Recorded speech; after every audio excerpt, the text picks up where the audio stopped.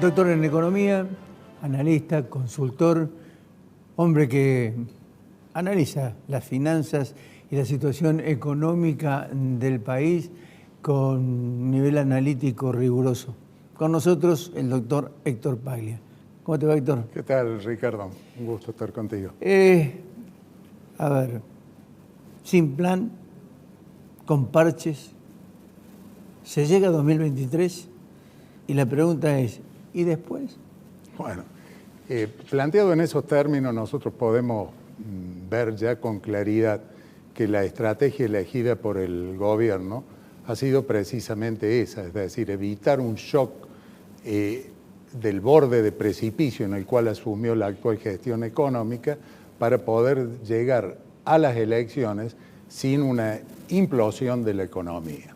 Esto tiene grandes riesgos. El principal es que al no haber un plan de estabilización que acompañado con un plan de crecimiento permitan realmente superar la mera coyuntura de equilibrar variables, estas frente a cualquier circunstancia interna o externa puedan desviarse bruscamente y producir precisamente lo que se ha buscado evitar. Y en eso, por lo señalabas al comienzo, el tema inflacionario es central.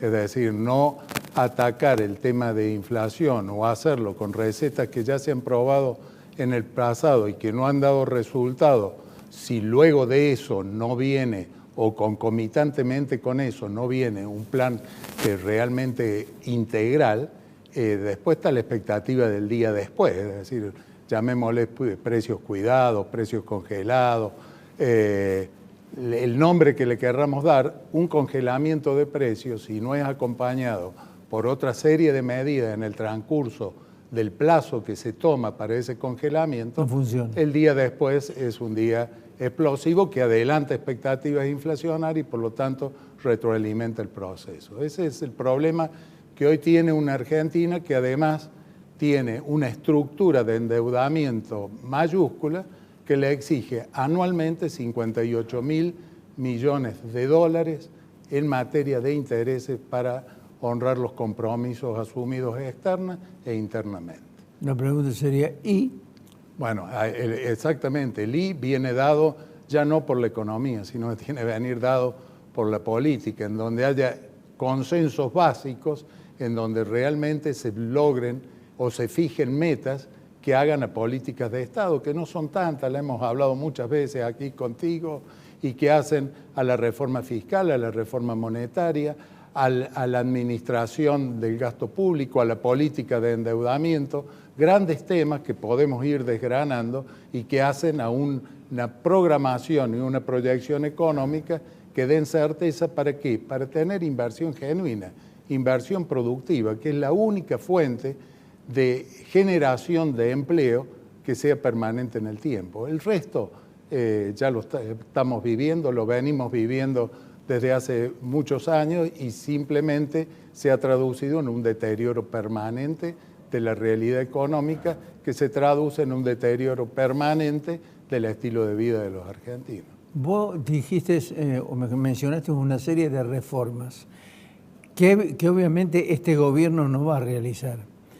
Esto quedaría en manos si tiene, digamos, una mayoría en las cámaras, ya sea de diputados o senadores, el próximo gobierno. Ahora, el problema está desde el punto de vista de la reacción que pueda tener si gana Juntos por el Cambio la oposición que va a hacer en este momento, porque hay quienes ya están prometiendo de 14 toneladas de piedra, 27 toneladas de piedra, si se toman las reformas y se hacen las reformas y el ajuste que el próximo gobierno tendría que realizar en función de poner la economía en orden. Sí, en primer lugar hay que ver, bien los está señalando, es prácticamente imposible o es imposible que lo que queda de esta gestión pueda llevar adelante este plan de reformas. Después, ¿qué es lo que va a pasar en las elecciones? ¿Quién va a ganar o quién va a perder? Bueno, eso lo decidirá la ciudadanía con su voto. Y en base a eso se deben lograr los consensos necesarios, más allá de la pirotecnia verbal que pueda esgrimirse hoy de amenaza frente a esta situación. Si vamos concretamente, el ajuste que viene haciendo la conducción de Sergio Massa en el Ministerio de Economía en materia de gasto público es muy importante y sin embargo no ha habido camiones con piedras en las calles ni ningún tipo de violencia. Entonces yo creo que acá hay que tomarlo más allá de todo esto que se expresa y que es preocupante y que asusta a los inversores indudablemente, y de allí creo tu preocupación en plantearlo.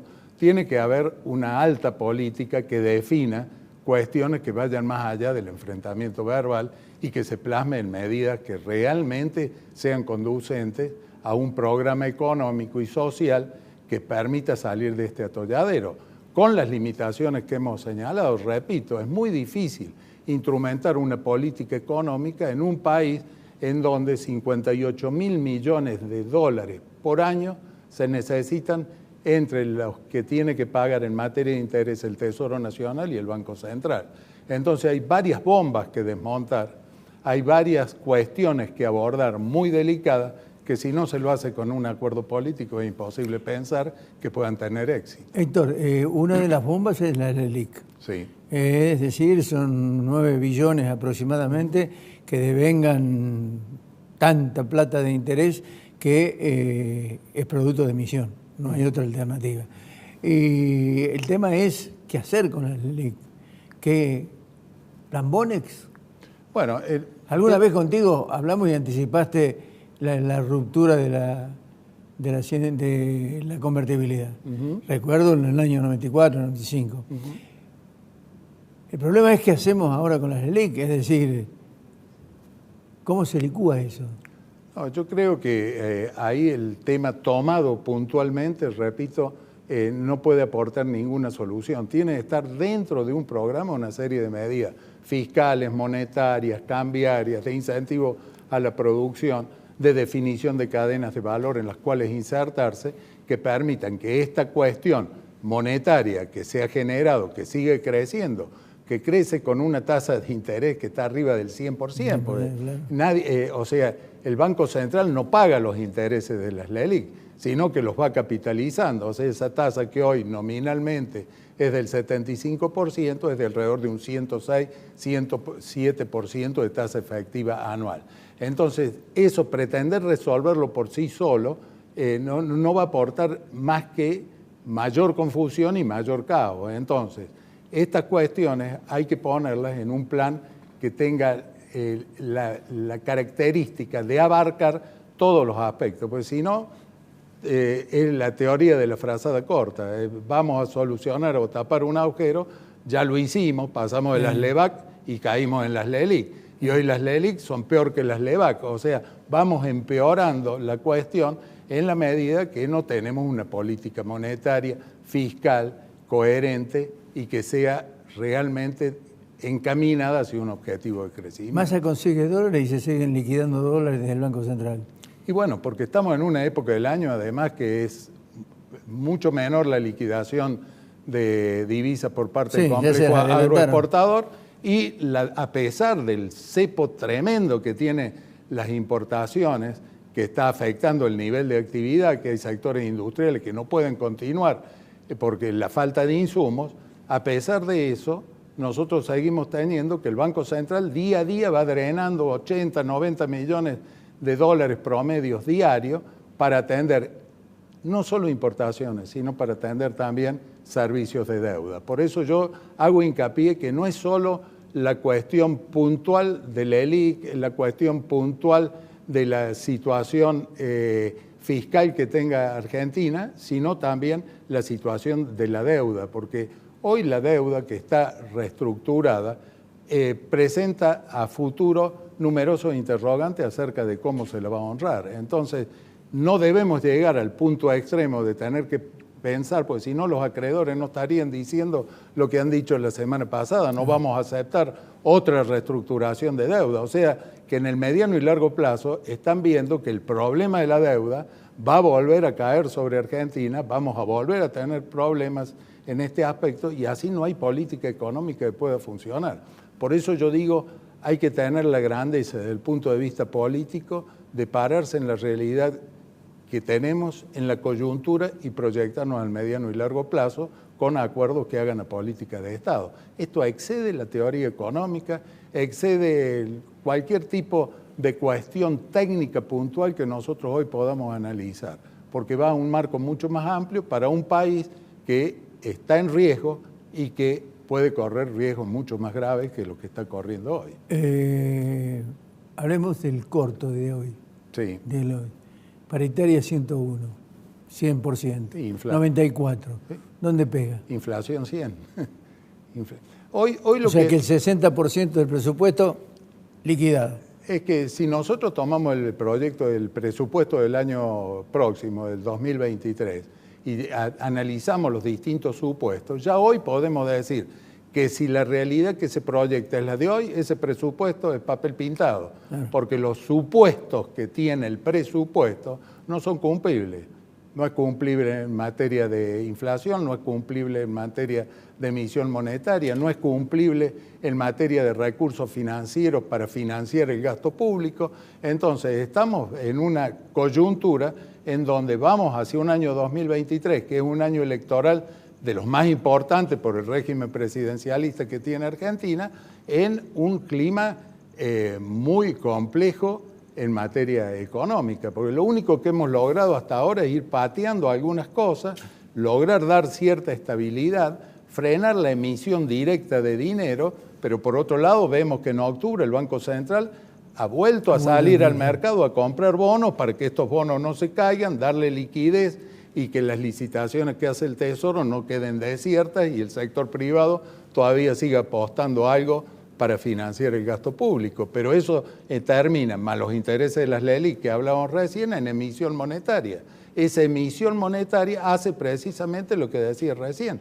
El presupuesto del año que viene prevé en materia de intereses por parte del Tesoro 13.000 millones de dólares y 45.000 millones de dólares anual para el año 2023 si tomamos el último balancete del Banco Central. Entonces, estamos en una situación en donde los números son inmanejables y tratando de poner paño frío, que yo lo entiendo, lo justifico y creo que otra alternativa no tiene la actual conducción económica que tratar de llegar sin un shock de magnitud que después le afecte las posibilidades o probabilidades políticas que tenga en la próxima elección. Pero de aquí en más ya la discusión debería ser en estos términos.